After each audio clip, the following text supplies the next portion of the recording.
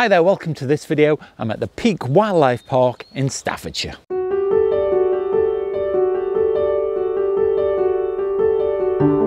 So the Peak Wildlife Park is quite close to where I live and work, but I've not actually been here before. Now there's lots of interesting animals to look at, and the highlights are going to be the polar bears that I'll show you at some point during the video. But in the meantime, we've got lots of other animals to look at and photograph, but it's a great way to practice your photographic skills. Hopefully I'll be able to get close to the animals, and if I can't and I have to shoot through wire fences, I'll give you some tips on how to do that as well. So come along with me, because I know that I'm really going to enjoy my photography.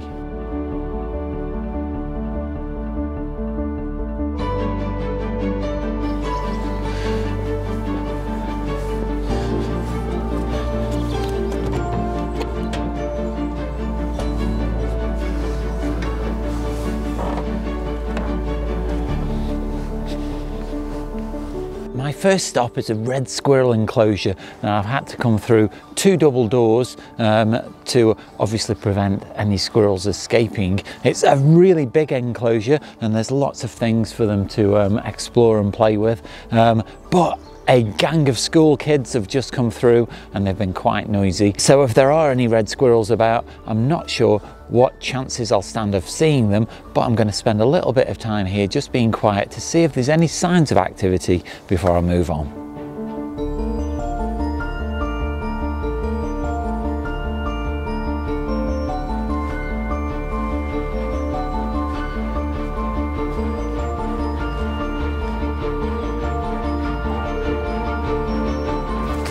So unfortunately, other than a sighting of a couple of great tits, the red squirrels have been elusive, so it's time to go and look at something else.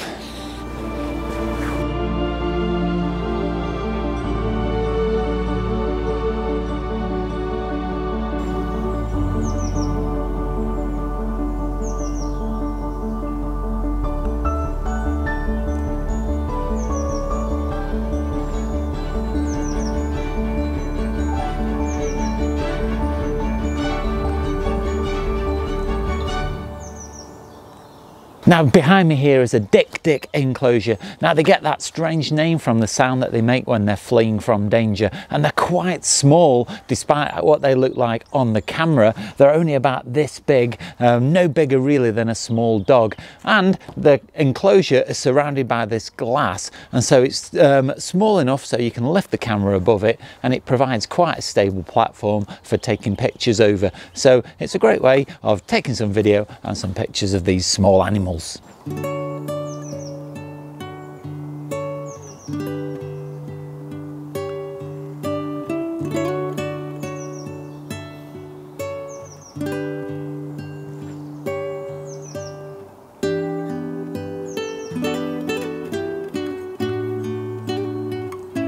Just here beside me is a Flemish giant rabbit, and you can see that it's absolutely not bothered by my presence because I could reach out and touch it, and so it's obviously very used to having people in this enclosure, and it makes for a very good subject for just practicing your focusing techniques. Now what I've done with this is I've used a wide L box like I normally use for taking photographs of birds, and that locks onto the eye then of the rabbit and makes for some really good photographs. Now what I would normally do with this rabbit is take it from quite a low angle, but if I get too low then I end up getting this fence in behind me, so it's just choosing the right angle to get low down, and I use the flip out screen just to help me get really low to the ground to make it look a little bit better, but trying to think about not getting anything unnatural in the background.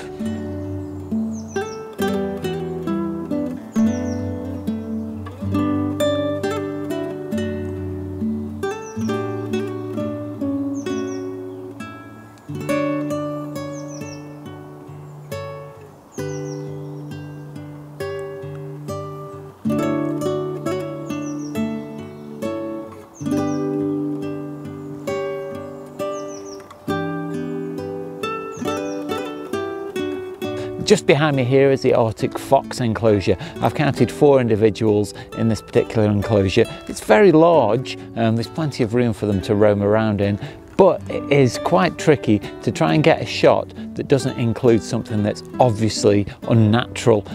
There are some man-made structures for them to climb on, and then there's some plastic pipes to go through. And so just trying to get a shot that doesn't include any of the fences in the background is a real challenge. And so I've waited a little while, and this small hillock just here allows for some good opportunities while they're climbing over the rocks on there to get some pictures with no obvious artificial things in the background. Obviously it's still going to be slightly contrived, but it makes for a nicer photograph.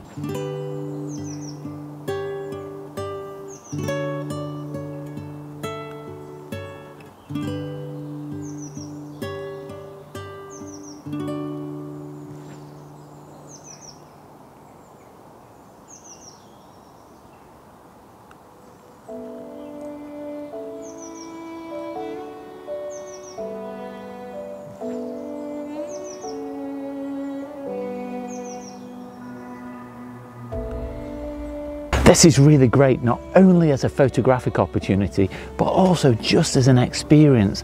I'm right inside the enclosure with the wallabies. I'm walking around them, and you can see just behind me here, there's one little guy that is really calm and very used to having people about, and it's just posed really nicely for some photographs.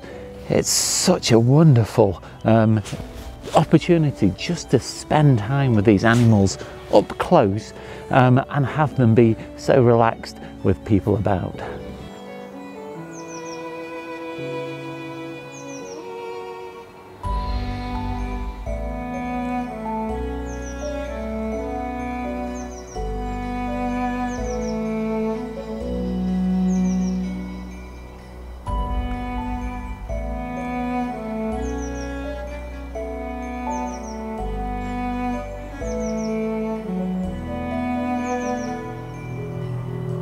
So I did say that in this video I might be talking about how to take photographs through nets and cages, but it turns out the way that this park is set up, a lot of the enclosures allow you to walk through, and just here I'm resting on a table and behind me is a lemur.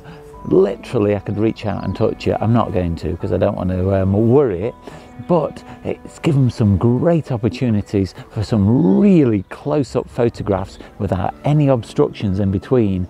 And it's just, again, such a privilege to be so close to these animals.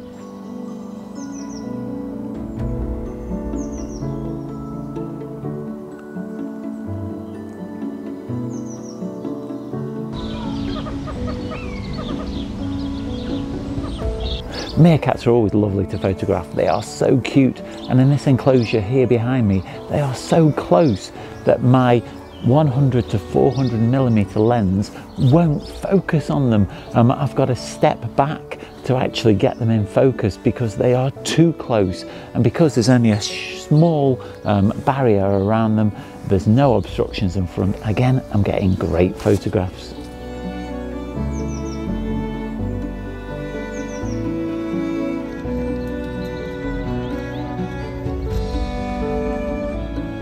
It does keep amazing me just how accessible all of these animals are. I'm by the side of the penguins, and you can see them just over my shoulder, really close, and they're very accessible for photographing as well. Nothing in the way.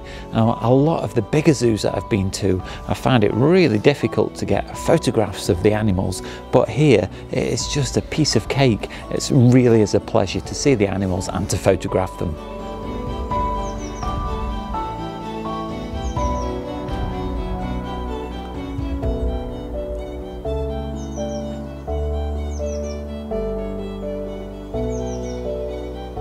So behind me here is a zebra enclosure. You might be able to see two of them just behind me in front of this stable. Now, for whatever reason, they're not out in this larger enclosure, but they're separated from me by two fences. If they were in the larger enclosure, this front fence just here wouldn't be any problem at all because it's very close to me. And the technique that you would use to make that disappear is quite simple. You basically just widen your aperture to the widest it will possibly go, and on my 100 to 400mm lens it will open to f4.5, and what that does is it gives a really shallow depth of field, which makes this fence in the front just completely disappear, and you'll have no problems taking photographs of animals behind it as long as you focus on them and not on the fence in the front, because the shallow depth of field will just make the fence in the front disappear.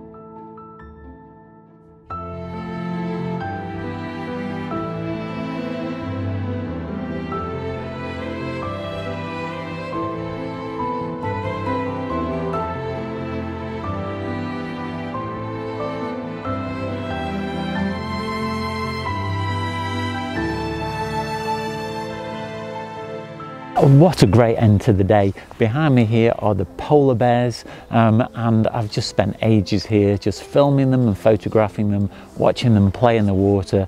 It's really magical. Unfortunately, I am taking straight into the light, which is a little bit of a downside, but I still think that I've managed to get some really nice photographs. So I'll put those on the screen now, along with any other photographs that I think are highlights from this morning.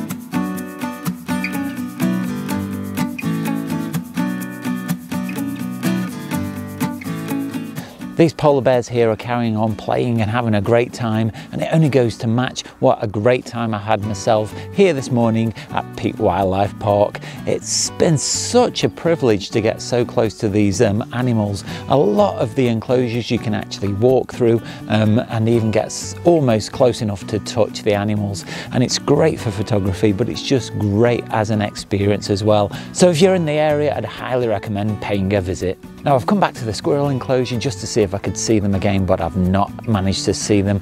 Apparently there are 3 squirrels in this enclosure, but they only come out early in the morning and late at night, and then again at about 11 o'clock when they're fed. And I was here for the feeding, but they didn't show. So if you have enjoyed this video, do let me know down below in the comments, or nip over to my Instagram or Vero account, that's at Oakden Photography. Leave me a comment there, and you can also see lots of my photographs. Now if you like what I do on the channel and want to help support me to make future content like this, then you can leave via the gift shop. That's at Teespring. There I've got a range of merchandise on offer, so head off over there, because a purchase really does help me out and it's very much appreciated.